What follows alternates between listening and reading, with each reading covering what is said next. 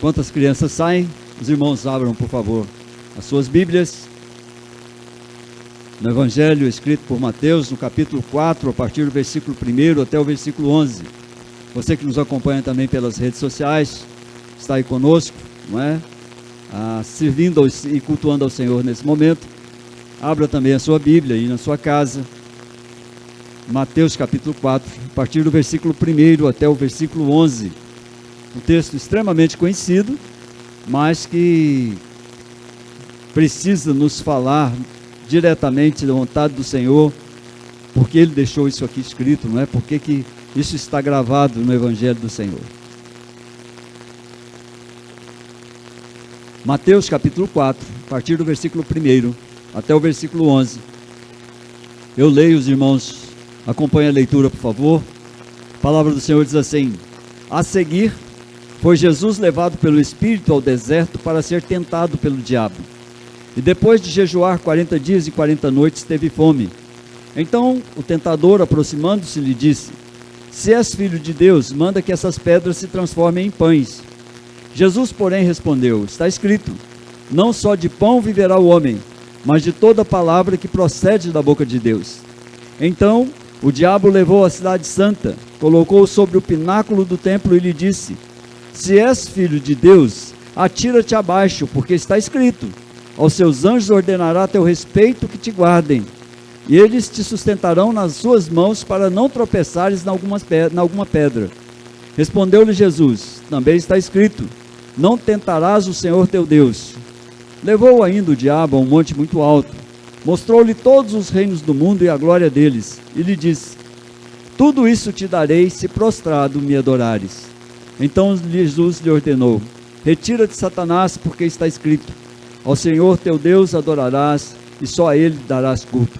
Com isso o deixou o diabo, e eis que vieram anjos, e o serviram. Irmãos, vamos orar mais uma vez. O texto é um texto maravilhoso da palavra do Senhor, requer claramente a aplicação do Espírito Santo no nosso coração, e nós precisamos curvar-nos à ação do Espírito Santo, que aplica a palavra de Deus ao nosso coração. Vamos orar mais uma vez, rogando que o Espírito Santo faça assim conosco nessa noite, para que você saia daqui edificado pela palavra, consolado, mas também advertido pela palavra do Senhor. Vamos orar. Senhor, nós rogamos agora que o Teu Espírito Santo, de fato, coloque a Tua palavra no mais profundo do nosso coração, para que deixemos, ó Deus, muitas vezes de sermos tão somente ouvintes da Tua palavra e passemos a ser, ó Deus, como o Senhor requer de nós, cumpridores dela. Ajuda-nos, ó Deus, nas nossas dificuldades de compreensão. Ajuda-nos, ó Deus, e ajuda-me especialmente ao expor essa palavra com fidelidade, para que o povo de Deus saia daqui edificado, ó Deus, confortado, e saia, ó Deus, ciente de que o Senhor falou a eles nessa noite. Que eles ouçam o Senhor e não a minha voz. Que eles ouçam a Tua palavra e não a minha. E que assim o Senhor mesmo fale aos corações nessa noite. Abençoa-nos, rogamos em nome de Jesus. Amém. Irmãos, a tentação é algo muito comum, não é? Nós somos tentados, nós somos, além de tentados, provados em vários momentos da nossa vida. Aquele que for santo, totalmente santo, levante a mão, porque não foi tentado por nada na vida. É impossível que a gente faça isso, porque a tentação, ela está aí no mundo, ela ocupa diversas formas, e nós somos tentados ao longo da nossa vida, ao longo da nossa existência, ao longo do nosso compromisso com Deus, nós somos tentados. Isso é um fato. Tanto que Jesus, na oração do Pai Nosso, Ele nos ensina a orar a Deus pedindo que Deus afaste de nós a tentação. Não nos deixe cair em tentação, é assim que está lá em Mateus capítulo 6. Nós sabemos que de fato somos tentados, e muitas vezes somos tentados, a palavra diz que nós somos tentados pela nossa própria cobiça, não é? E quando nós deixamos que essa cobiça gere frutos, então o pecado está consumado. E aí nós temos essas dificuldades, precisamos aprender como Jesus, como vencer a tentação. Como você consegue, como é possível você vencer as tentações do dia a dia, não é? Porque elas são muitas e elas existem. O significado da palavra tentar, na palavra grega, peirazen, O português, o sentido mais comum é aquele que a gente tentar seduzir alguém para que faça algo mal, não é? Seduzir alguém para que faça o mal, para arrastá-lo ao pecado, para procurar persuadir a pessoa a tomar o caminho errado na vida. Isso é tentar. O diabo faz isso costumeiramente.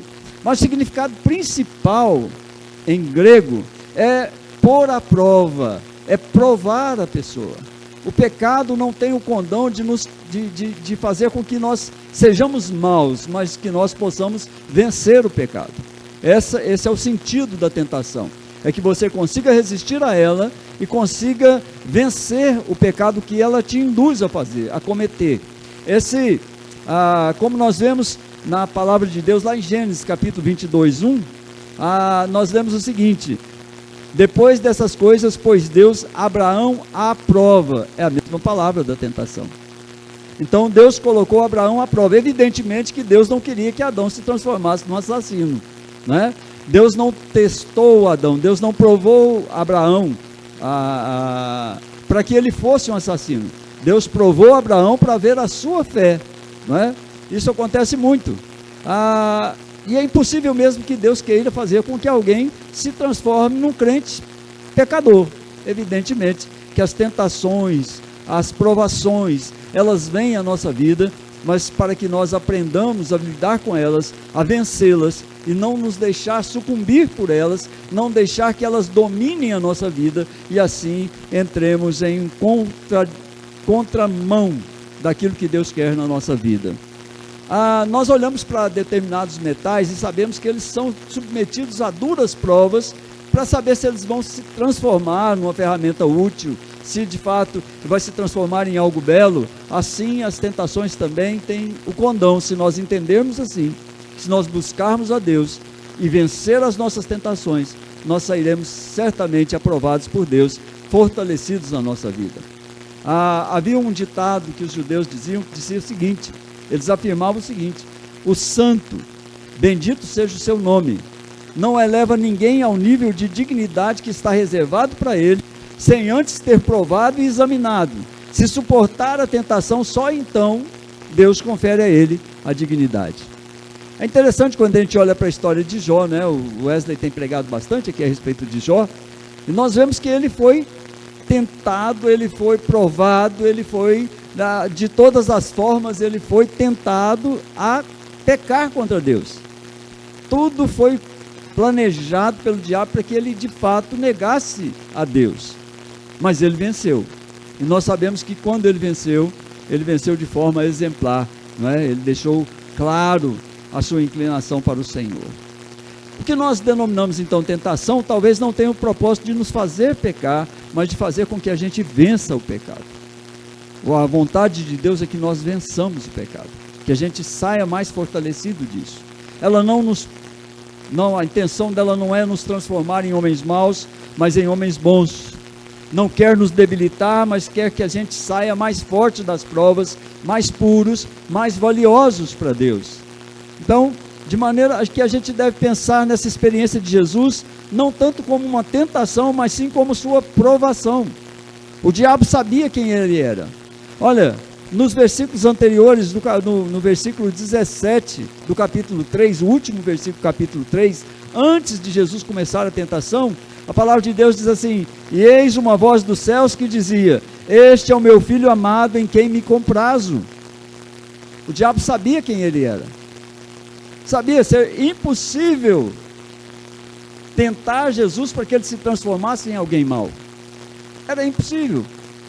O diabo sabia que ele era Deus, mas revestido da forma humana, então haveria Jesus de ser provado, porque a tarefa que Jesus tinha requeria que ele fosse provado. A tarefa era muito dura, muito difícil, e Jesus então foi levado pelo Espírito Santo de Deus para que o diabo usasse de todos os argumentos para tentá-lo fazê-lo pecar. A gente sabe que Deus iria requerer de Jesus o maior esforço, e iria requerer de Jesus tudo que ele pudesse dar e mais um pouco, porque a tarefa era realmente muito pesada. Então vamos olhar para o lugar onde isso ocorre. A palavra de Deus diz que Jesus foi levado pelo Espírito Santo ao deserto. Como é o deserto lá? O deserto está entre Jerusalém e o Mar Morto. Estende-se lá o deserto. O Antigo Testamento chama o deserto de Gesimon, que significa a devastação. Esse era o deserto. Uma superfície grande, 52 quilômetros por 25. Grande. É uma zona de areia amarela, pedra calcária, despedaçada e resíduos.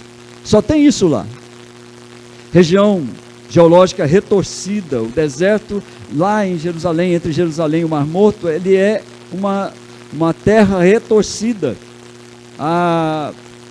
Em todas as direções, as pedras lá parece que foram submetidas a terríveis pressões antes de que ele se transformasse em deserto. As serras são como montões de pó, a pedra calcária está empolada, cortada, as rochas estão nuas, trincadas. Em muitos lugares, os passos ou o golpe das patas de cavalo sobre o chão, elas soam ocas, como se a terra fosse oca. O ar treme, o calor fumega. É um enorme forno. Quando vai se aproximando do Mar Morto, há uma descida vertical de quase 400 metros. É um escarpado pedregoso, perigoso, difícil de ser caminhado. Precipícios e gretas até chegar ao mar. É nesse deserto que Jesus é levado para ser tentado. Não há ninguém. Jesus está só. Jesus é deixado ali pelo Espírito Santo sozinho. E ele estava aguardando, porque a palavra diz expressamente que ele foi levado para ser tentado pelo diabo. E ele ficou aguardando, certamente aguardando o diabo, que ia tentá-lo. E o diabo não chegou a ele enquanto ele chegou. O diabo não chegou imediatamente, o diabo foi demorando, demorando. E a fome foi chegando, e Jesus jejuando. 40 dias, 40 noites. Então, quando a fome apertou, quando não havia mais possibilidade, então chegou a hora da tentação. Querido, você pode ter certeza, a tentação vem para você quando você entende que você precisa daquilo imediatamente, que você precisa de uma maneira que você não pode viver sem aquela coisa com a qual você é tentado. Não é quando você está tudo tranquilo, não é quando você está forte, vem quando você está fraco, quando de fato é fácil fazer com que você caia. Para Jesus foi a mesma coisa. E é possível que muitas vezes as coisas saiam mal para nós, porque a gente não tem muito hábito de ficar sozinho com Jesus. Ficar sozinho com Deus, conversar com Deus, fortalecer em Deus. Tem certas coisas que a gente precisa estar sozinho para resolvermos na nossa vida. Tem momentos em que o conselho dos outros não serve para nada. Há momentos que a pessoa deve deixar de agir e parar para pensar. E é possível que a maioria dos enganos que a gente comete se deve ao fato de que não damos oportunidade de estar sozinhos com Deus. Eu tenho sentido que o povo tem deixado de orar e buscar o Senhor. E isso é uma coisa muito triste para a igreja do Senhor. É preciso buscar o Senhor, é preciso ter momentos de oração com o Senhor. É preciso gastar um tempo com o Senhor para a gente entender a vontade de Deus. E o diabo sabe quando você não está orando, pode ter certeza absoluta. A palavra de Deus diz para a gente ter cuidado, porque ele é como um leão a rugir, procurando a quem devorar. E ele acha quem devorar. Porque muitas vezes, queridos, nós não estamos vigiando. Nós não estamos nos aplicando. Nós estamos no culto, nós estamos na escola dominical, nós estamos no ensino bíblico, nós vamos nas reuniões, participamos das festas que são feitas, mas o nosso momento a sós com Deus não é significativo. Não damos tempo para Deus falar conosco. Nossas orações são curtas.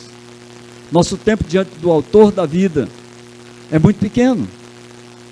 E nós somos chamados por Deus a nos aplicarmos muito mais em estar com Ele do que fazer qualquer outra coisa para Ele. É preciso que a gente entenda que Deus não precisa da gente para nada, mas nós precisamos dEle. Nós necessitamos da companhia dEle, nós necessitamos da proteção dEle, nós precisamos de Deus conosco o tempo todo. A gente precisa refletir sobre essas tentações de Jesus, que Jesus sofreu, para a gente perceber que pelo menos duas coisas faltam para nós, para a gente poder vencer. Uma das coisas que falta para nós, para a gente vencer, é coragem para enfrentar as lutas da nossa vida, as lutas que se chegam para nós, as tempestades que vêm, os desertos que enfrentamos, os vales pelos quais passamos. Nós precisamos entender que é preciso coragem para enfrentar. Tem muita gente que desiste. Conheço muita gente que desiste. Jesus tinha uma missão maravilhosa e ao mesmo tempo desgastante para ele, difícil para ele, mas ele teve coragem para enfrentar. E ele começou enfrentando um deserto. Ele começa a sua luta enfrentando um deserto, sozinho. O Espírito Santo o levou e o deixou ali. A palavra de Deus diz assim: olha, a seguir foi Jesus levado pelo Espírito ao deserto para ser tentado pelo diabo. E Jesus sabia que a tentação viria. Ele tinha certeza que o diabo iria lhe oferecer muitas coisas. Mas ele começa jejuando, começa forçando o seu físico, mas fortalecendo o seu espírito. A outra coisa que nós precisamos muitas vezes para vencer as nossas lutas é firmeza nessa fé que antecede a vitória. Irmãos, muitas vezes nós não temos firmeza na nossa fé. Nós entregamos para Deus, mas tomamos de Deus. Nós dizemos que confiamos em Deus, mas queremos nós mesmos resolvermos os nossos próprios dilemas, nossas próprias dificuldades, sem observarmos claramente que quando nós entregamos a Deus, Ele está de posse então das nossas preocupações, das nossas lutas, e Ele luta as nossas lutas. A gente deve sempre levar em conta, quando as tentações chegam, quando os problemas chegam, que Deus tem propósito na vida dos seus filhos. Existem 3 coisas que eu quero que nós pensemos a respeito desse texto, antes de entrarmos em cada uma dessas tentações que Jesus sofreu. Mateus, Marcos e Lucas são unânimes em afirmar nos evangelhos que logo depois do batismo de Jesus, em que o Pai se manifesta de forma extraordinária, o Espírito Santo o leva ao deserto, e esse é um momento de glória que antecede o momento da prova. Jesus teve um momento de glória. Ele sai das águas, batizado, e Deus, o próprio Deus Pai, diz: esse é o meu Filho amado em quem me comprazo. Isso com uma voz que foi audível. Momento extremo de glória. Mas logo depois do batismo, vem a prova, vem o teste. O tentador, cuidadosa, sutil, habilmente, ele escolhe esse momento para atacar a Jesus. O grande problema, queridos, que nós precisamos pensar é que a gente precisa estar em guarda depois das oportunidades que a vida nos dá.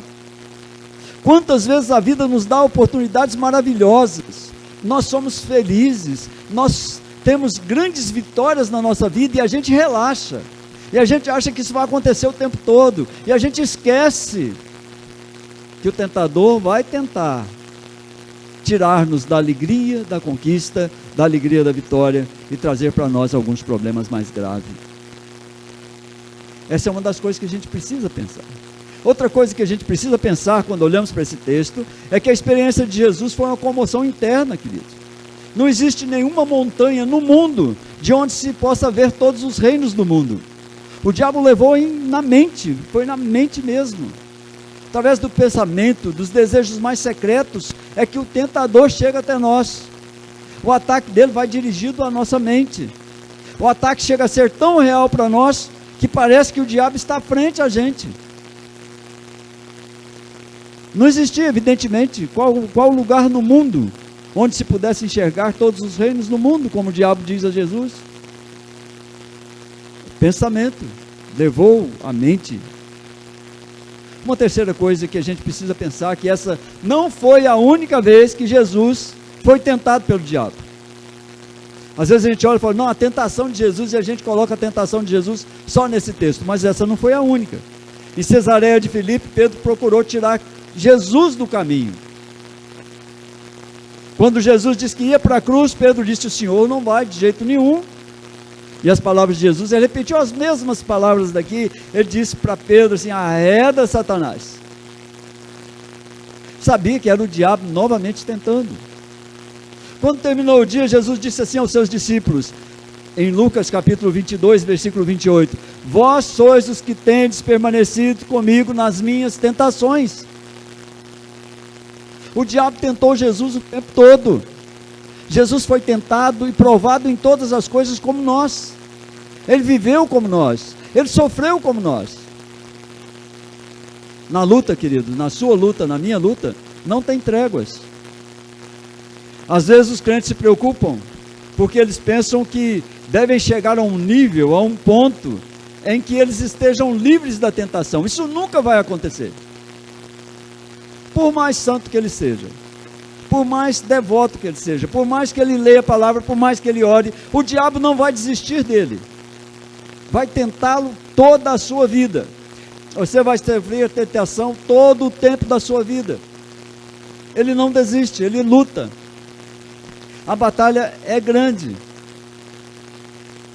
Mas Jesus, nesse texto, está dizendo que nós podemos confiar nele, porque ele está em condições de ajudar a todos aqueles que forem tentados, porque ele mesmo teve que suportar a tentação a vida toda dele. O tentador lançou o ataque a Jesus, recorrendo a 3 linhas ofensivas aqui. Em cada uma dessas linhas ofensivas do tentador, parecia ser inevitável que Jesus caísse. E eu quero refletir sobre essas 3 linhas que o diabo usou para tentar a Jesus, para que nós entendamos como é que ele tenta a nós no dia a dia. Em primeiro lugar, vamos olhar para os versículos 3 e 4, a palavra de Deus diz assim: então o tentador, aproximando-se, lhe disse: se és filho de Deus, manda que essas pedras se transformem em pães. Jesus, porém, respondeu: está escrito, não só de pão viverá o homem, mas de toda a palavra que procede da boca de Deus. Primeira coisa, querido, que você precisa entender quando você é tentado: resolva o problema da fome, o problema do desejo, o problema da tentação, de forma que você possa frustrar os planos do inimigo. O que o diabo disse para Jesus foi o seguinte: resolva o problema da sua fome de forma milagrosa, espetacular, porque os homens vão seguir você. O diabo sabia qual era a missão de Jesus: era salvar, libertar o perdido. Então o diabo falou: olha, resolva o problema da fome, você vai ver como você vai resolver todos os problemas, as pessoas vão chegar até você. Transforme as pedras em pão. O deserto estava repleto de pedras calcárias, da forma, do tamanho de pequenos pedaços de pão. Era a tentação que Jesus usasse seus poderes de modo egoísta para resolver o seu próprio problema, para o seu benefício. Isso é precisamente o que Jesus se negou a fazer toda a sua vida. Irmãos, constantemente nós enfrentamos a tentação de usar de forma egoísta aqueles poderes, os dons que Deus nos deu. Deus deu um dom a cada ser humano e sempre nós somos tentados a agir de forma a sermos recompensados pelo que fazemos. Seja elogio, seja financeiramente, a gente quer ser recompensado pelo que a gente faz. Jesus enfrentou no deserto a decisão acerca de como ele ganharia os homens para Deus. Não há homem ou mulher que não se sinta tentado alguma vez na vida a usar de forma egoísta os dons que ele recebeu de Deus. Vemos cantores cobrando milhões para cantar. Vemos pastores cobrando milhões para pregar. Jesus era o Messias de Deus e ele sabia disso. Como ele ia cumprir a tarefa que Deus tinha recomendado?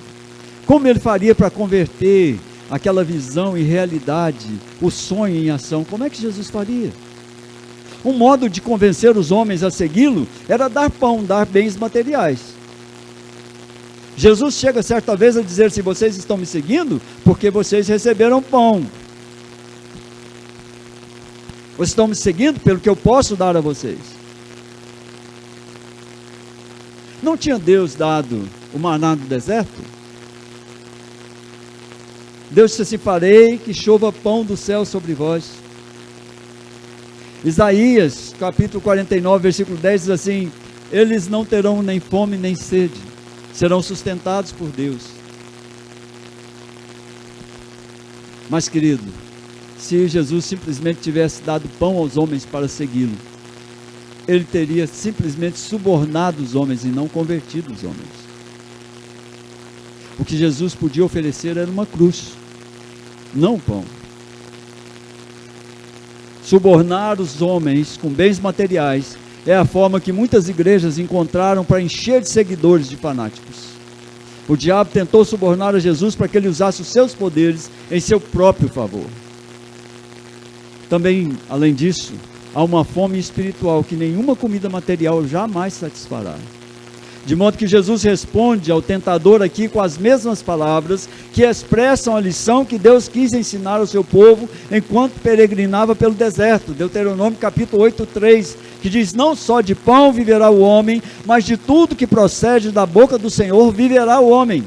A única maneira, queridos, de possuir uma satisfação plena é aprender a depender totalmente de Deus. Jesus dependia do Pai, ele estava ali como homem, ele estava com fome, havia 40 noites e 40 dias que ele não comia nem bebia. A tentação era muito grande: transforma, seja egoísta, transforme o pão, o povo vai saber desse milagre seu, vai todo mundo te seguir. Deus disse: nem só de pão viverá o homem. Nós somos tentados, e muito na área financeira, queridos, somos muito tentados. Mas precisamos aprender que nem só de pão, nem só de valores materiais nós vivemos, mas de toda a palavra que procede da boca de Deus. Essa fome espiritual nossa não se pode satisfazer com o pão material, é impossível.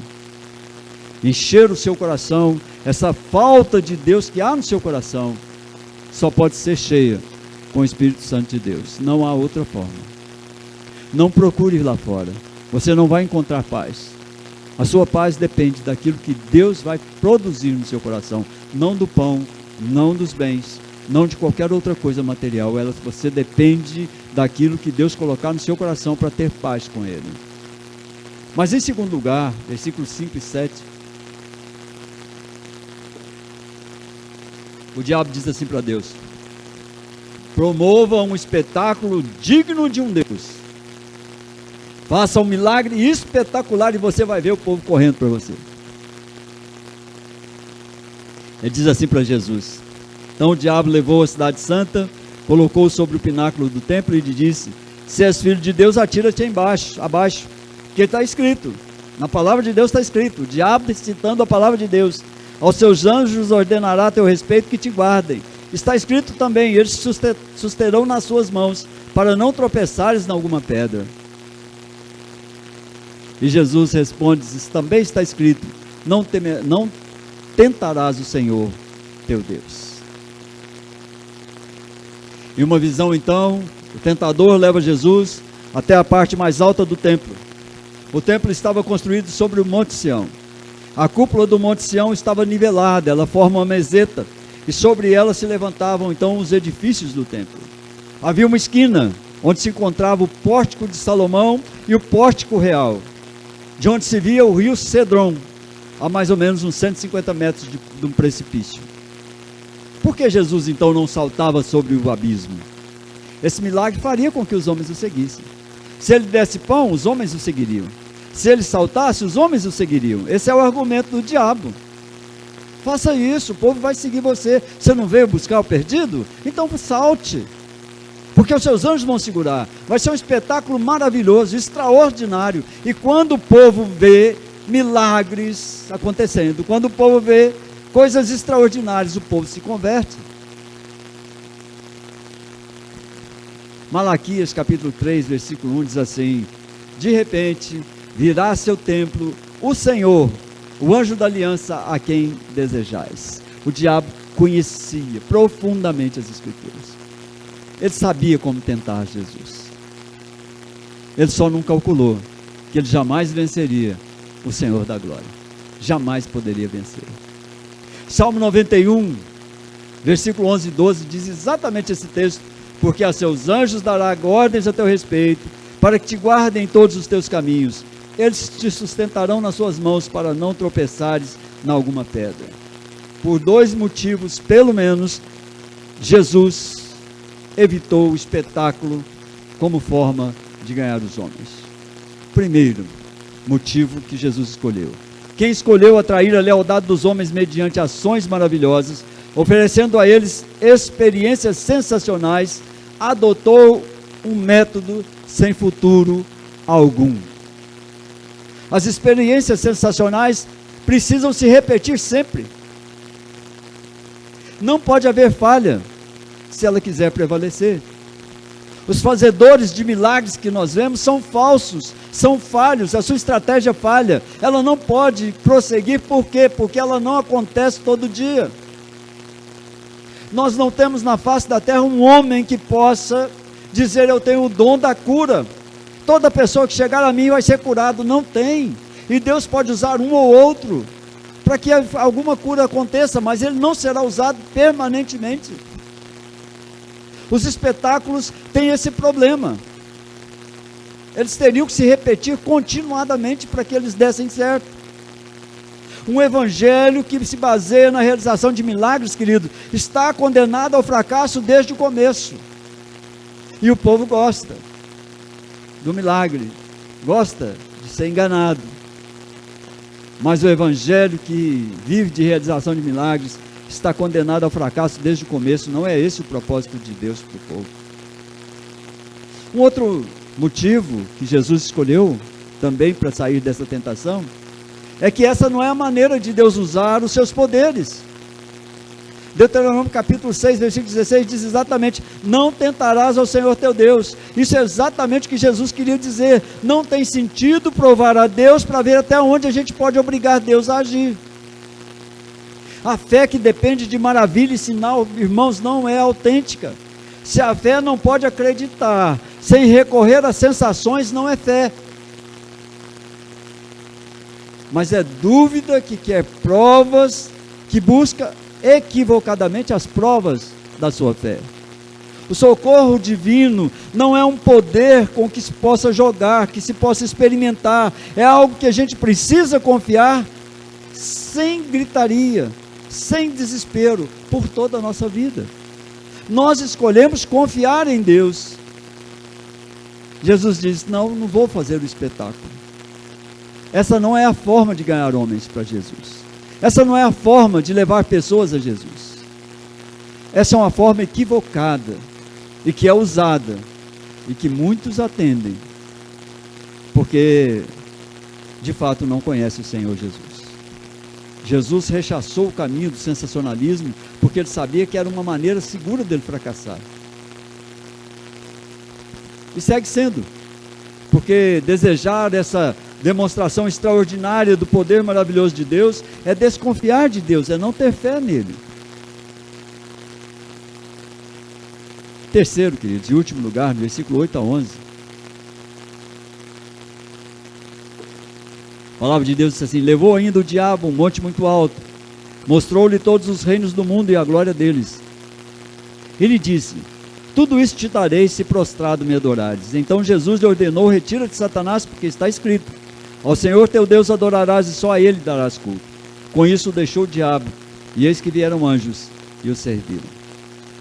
O tentador tenta a sua terceira linha de ataque. Ele diz a Jesus assim: não se arrisque pelo que você pode conseguir de maneira fácil. Talvez o tentador diga para você todos os dias: não se arrisque, porque tem um modo mais fácil de você conseguir as coisas que você quer. Muita gente é tentado dessa forma. Arrisca não, meu irmão. Arrisca não. Não gasta a sua energia. Não lute uma luta leal. Você pode conseguir de maneira mais fácil. Não fique tentado a lutar. Você tem uma cruz pela frente. É como se ele dissesse a Jesus: você tem uma cruz pela frente, você vai enfrentar essa cruz? Terceira linha de ataque, queridos. Ele usou exatamente as palavras do Salmo 2, versículo 8, que diz assim: pede-me, e eu te darei as nações por herança, e as extremidades da terra por tua possessão. O diabo conhecia o Salmo. Você pede, eu te dou tudo. Eu ocupo o lugar do teu pai e te dou tudo que você quer. Não lute, não sofra, não passe pelo sofrimento, não passe por tudo que você acha que tem que passar. Você não precisa disso. E muitas vezes o diabo coloca isso na sua porta, querido. Não luta não. Vai não, mexe com isso não.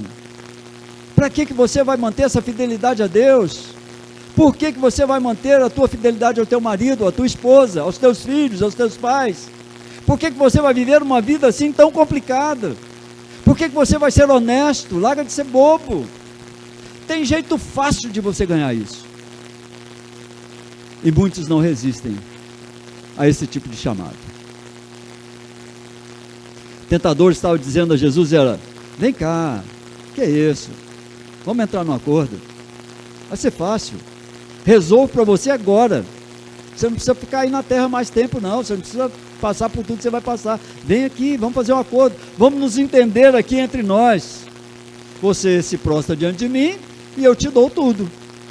Você não veio buscar os homens? Sua tarefa não é levar os pecadores? Você vai ganhar tudo. Te dou todas as nações, tudo o que você quiser. Somente se prostre diante de mim.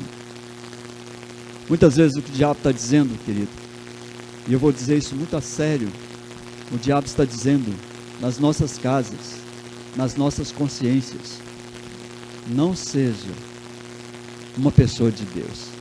É mais fácil. Tem jeito mais fácil de você vencer. Tem jeito mais fácil. Tem gente que escolheu o jeito mais fácil e está vencendo. E você, se você escolher o jeito mais fácil, você vai vencer também. A tentação para Jesus nesse caso era comprometer a pureza do Evangelho, em vez de apresentar as exigências de Deus para o mundo. Era a tentação de procurar avançar, começando com uma retirada. Você avança se retirando da batalha. Saia da batalha. Não lute, que bobagem você vai fazer. Essa é a tentação de tentar trocar o mundo fazendo-se como o mundo. Faça como o mundo. Mas Jesus replicou com Deuteronômio capítulo 6, versículo 13. Ao Senhor teu Deus adorarás e só a Ele prestarás culto. Você tem coragem de fazer isso na sua vida? Quando aquelas propostas indecentes chegam na sua porta? Porque chegam, irmãos. Eu trabalhei no mundo muito tempo. Eu fui diretor de empresa durante muito tempo. Certa vez, eu diretor de compras de uma empresa que comprava muito. E a Jovita sabe disso, a gente com muitas dificuldades e tudo. Deus nos sustentando pela graça, pela misericórdia dele. E eu fazia compras de uma determinada empresa, muito grande em São Paulo, em Matão, mais precisamente. E surgiu a conversa lá, falou assim, olha, nós precisamos de uma venda de mais ou menos uns 2 milhões de reais em produtos aqui. Disco de grades, disco de arara. Vai lá na Navesa, convence o Belmiro. E ele, comprando, a gente oferece lá uma bolada boa para comprar. Ele tem que comprar, oferece uma bolada boa. A gente faz um preço bom e ele compra. O vendedor disse assim, é o Belmiro? Vocês estão loucos? Nunca. Muito tempo depois eu fui saber disso. Pô, nunca. Se vocês oferecerem alguma coisa ao Belmiro, ele nunca mais compra alguma coisa de vocês. Porque eu nunca, na minha vida, aceitei essa proposta do diabo que às vezes aparece na nossa vida. Vai aparecer, queridos, vai aparecer. Esse tipo de proposta é muito comum. Não é bem assim, não faz assim. Você não precisa passar pela dificuldade. Que loucura. Jesus estava plenamente seguro, querido, de que jamais vamos vencer o mal, começando a fazer concessões ao mal. Se você começar a fazer concessão ao mal, você sempre vai ficar dependente das decisões do mal. Ele completamente vai dominar a sua vida. Não faça concessões ao mal. Prefira sofrer o dano. Ah, pastor, mas não é fácil. Eu sei que não é. Sei perfeitamente que não é. Jesus estabeleceu o caráter da fé cristã. E na fé cristã, o verdadeiro crente não aceita suborno de maneira nenhuma. O cristianismo, queridos, não pode descer até o nível do mundo. Deve elevar o mundo ao próprio nível do cristianismo. Nenhuma outra forma de olhar essa situação vai se demonstrar satisfatória, vai se demonstrar efetiva. Há uma necessidade de que nós sejamos crentes. Jesus tomou a sua decisão. Quero concluir dessa forma. Jesus tomou a sua decisão. Ele decidiu que ele nunca subornaria ninguém para segui-lo. Nem por comida, nem por espetáculo, e nem por esse tipo de suborno. Jesus nunca subornaria ninguém. Seguir a Jesus, viver a nossa fé cristã, viver a nossa vida com Deus, requer de nós integridade moral, intelectual, espiritual, emocional. Precisamos ter integridade para vivermos uma verdadeira fé em Jesus. Renúncias vão ter que haver sempre na nossa vida. Nós sempre vamos ter que renunciar a alguma coisa. Seguir com Jesus é de fato seguir o caminho estreito. Seguir a Jesus é realmente seguir o caminho mais difícil. Seguir com Jesus é de fato aceitar a Jesus como nosso mestre, como nosso Senhor, para vivermos uma vida completamente diferente do que os outros entendem que podem viver. Ser de fato crente no Senhor Jesus, querido, é uma renúncia pessoal ao que o mundo considera importante para viver. Se Deus quiser, Ele pode dar a qualquer um dos seus filhos o melhor dessa terra. Ele disse que se o homem obedecesse, comeria o melhor dessa terra. Obedeça a Deus. Nunca deixe que você seja subornado, porque você está numa situação difícil, porque está complicado. O diabo vai usar exatamente a sua dificuldade. Ele vai usar exatamente aquilo que te leva a deixar a presença de Deus. Ele vai usar exatamente aquilo que você gosta, que você ama, para fazer, ou para tentar fazer você desistir do caminho que você deve seguir. A escolha de Jesus inevitavelmente levou à cruz. Jesus foi levado à cruz por causa da sua escolha. Porque se ele caísse em qualquer uma dessas 3 tentativas do diabo, ele estaria desqualificado para a obra que ele veio fazer. A escolha dele significou a cruz. Mas a cruz, com a mesma inevitabilidade, significou também a vitória final de Jesus. Na cruz, Jesus venceu. Foi na cruz, no maior sofrimento, que ele declarou que toda a sua missão foi consumada, de ponta a ponta, do começo ao fim. O Cordeiro de Deus venceu a morte, venceu o diabo e venceu o mundo. Eu quero aplicar ao seu coração essa palavra, dizendo o seguinte: o tentador sempre tentará te convencer a usar atalhos, caminhos mais fáceis do que obedecer a Deus, confiar em Deus e servir a Deus com integridade. Sempre vai aparecer. Ele sempre vai tentar colocar para você situações em que seria mais fácil você viver. Ah, pastor, se eu não tivesse que dar testemunho da minha fé, talvez fosse mais fácil eu viver no meio da minha família. Talvez fosse mais fácil eu conviver com o meu marido. Talvez fosse mais fácil eu conviver com meu esposo. Talvez fosse mais fácil conviver com meus filhos. Talvez fosse mais fácil conviver com os meus pais. Talvez fosse mais fácil conviver com os meus patrões. Talvez fosse mais fácil viver a minha vida de uma forma espetacular, maravilhosa, sendo sustentado em todas as ocasiões, não tendo nunca falta de coisa alguma, porque é muito mais fácil fazer assim, fora dos ordenamentos de Deus, fora de uma vida íntegra, fora de uma vida em que é exigido ter caráter. E o diabo vai tentar fazer isso com você todo o tempo. Isso não é uma coisa de outro mundo não, querido, é desse mundo. Isso não é uma coisa que está distante de você, não. Acontece todo dia, todo o tempo. Ele vai tentar te convencer a usar atalho. Sempre que você tiver que tomar uma decisão, sempre que você precisar fazer alguma coisa, o diabo vai colocar um atalho para você. Quando você olhar e disser assim, não, a palavra de Deus me diz que isso é muito complicado, mas eu preciso ter o caráter de Cristo, a imagem e semelhança de Deus, o diabo vai tentar tirar de você a capacidade de vencer pelo caminho mais difícil.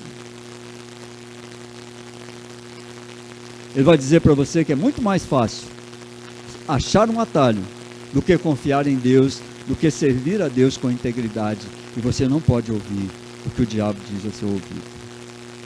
Ele vai sempre usar táticas que se mostram desafiadoras, porque muitas vezes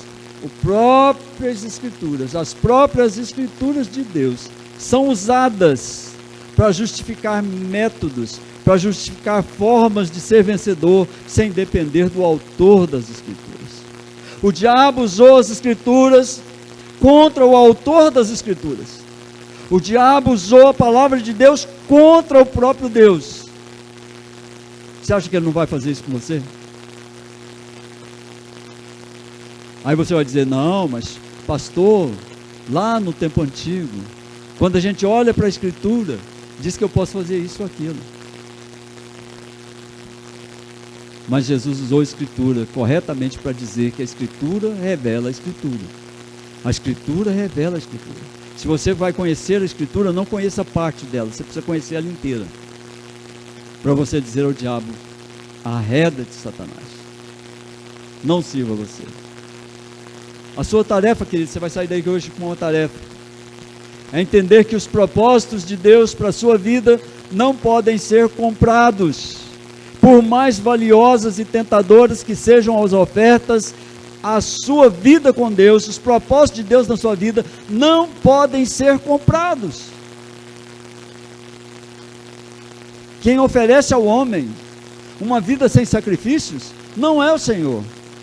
Quem oferece ao homem uma vida sem grandes realizações, não é o Senhor. Quem oferece benesses, quem oferece vantagens, quem oferece uma vida fácil, quem oferece uma vida tranquila, quem oferece fugir dos sacrifícios, é o tentador, não o Senhor. Deus não ofereceu isso aos seus filhos. Muitas vezes a gente vai aos cultos, não é? Ou participa de cultos, em que a gente bate no peito e fala assim, eu vou chegar lá e quero sair mais que vencedor, quero sair bem mesmo. Mas a palavra de Deus diz que a gente precisa ser contrariado. É o tentador que diz que você acha tudo, que você vai ganhar tudo, que você vai ter tudo. Deus não faz esse tipo de promessa. A promessa de Deus é, me obedeça, confie em mim, eu sustento você a cada passo.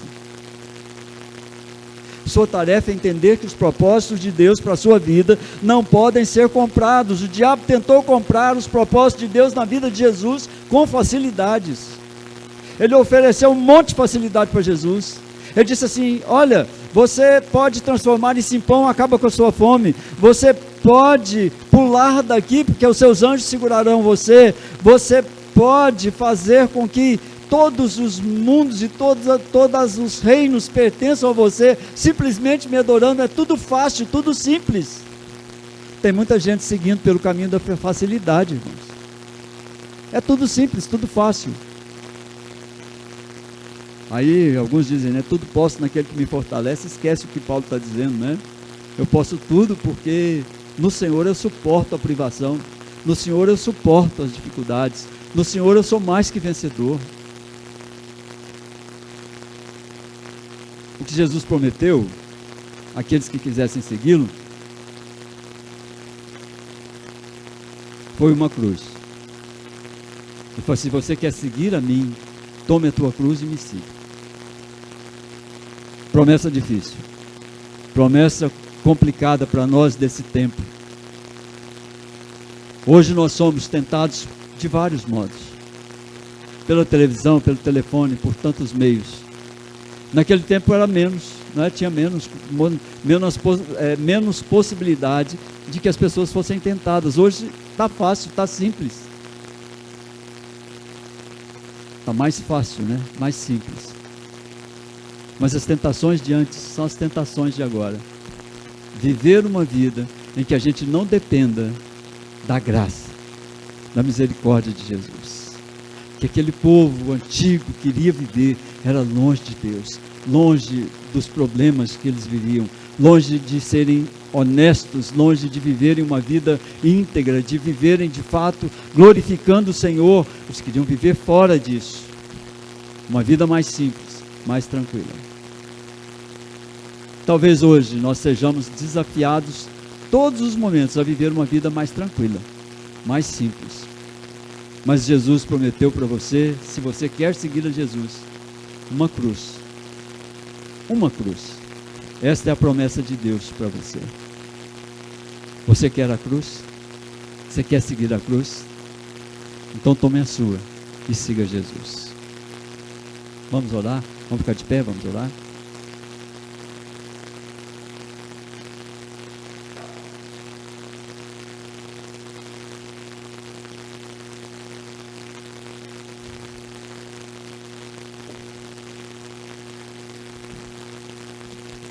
Senhor, nosso Deus, nosso Pai, nós te agradecemos, ó Deus, por tua palavra. Rogamos, ó Deus, que o Senhor nos ensine a vivermos, ó Deus, de forma decente diante de Ti, de forma íntegra, de forma, ó Deus, a não termos nada para esconder do Senhor. Ó Deus, nós não queremos dizer estou envergonhado diante de Ti, assim como Adão disse naquela tarde quando o Senhor o procurou e ele se escondeu porque estava envergonhado diante do Senhor. Nós não queremos isso. Nós queremos viver, ó Deus, uma vida que seja digna do Senhor. Queremos viver uma vida de testemunho, de martírio diante de Ti. Queremos, ó Deus, tomar a nossa cruz e seguir o Senhor. Somos o Teu povo, somos rebanho do Teu pastoreio. Cuida de nós, Senhor Jesus. Assim como na oração do Pai Nosso, nos livre, ó Deus, da tentação. Elas vão chegar, mas nos livre, nos faça ser mais que vencedores, acima de toda tentação. Nós possamos, como o Senhor, vencer o mundo, vencer o diabo e vencer a morte com o Senhor.